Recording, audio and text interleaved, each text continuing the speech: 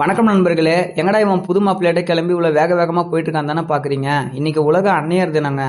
எல்லா அன்னையர்களும் நல்லா இருக்கட்டும், யாருக்கும் எந்த கஷ்டமும் வரக்கூடாதுன்னு சொல்லி வேண்டிக்கிட்டு, அப்படியே இந்தியா பாகிஸ்தான் பார்டர்ல இருக்கிற பொதுமக்களுக்கும் ராணுவ வீரர்களுக்கும் எந்த கஷ்டமும் வரக்கூடாதுன்னு சொல்லி வேண்டிட்டு வரலாம் தாங்க நான் போயிருந்த இடம் வடபழனி ஆண்டவர் கோவில். அங்கே போன பிறகு தான் ஒரு விஷயத்த நான் தெரிஞ்சுக்கிட்டேன். முருகன் என் மேலே செம்ம கோவத்தில் இருக்கான் போல. ஏன்னா நான் போன நேரம் கோவில் பூட்டி இருந்துச்சு. அடிக்கிற 1 மணி வெயிலில் மழை பெஞ்சுது. இதெல்லாம் தவிர்த்து கோவில் வாசலில் காலடி வைக்கிறேன், இடி இடிக்குது.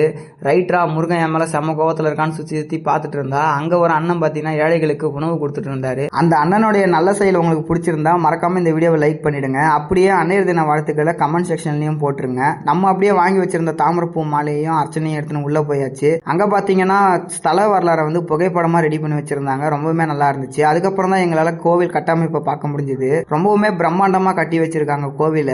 நீங்க பழனிக்கு போக முடியலன்னா அழகா வடபழனிக்கு வாங்க.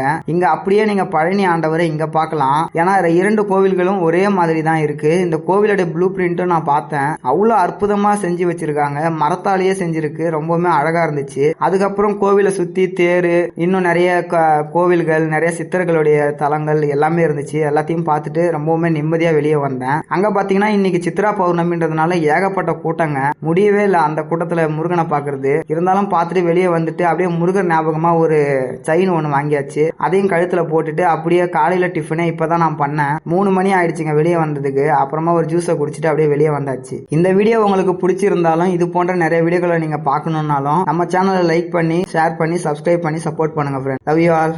பார்க்கலாம். பாய் பாய்.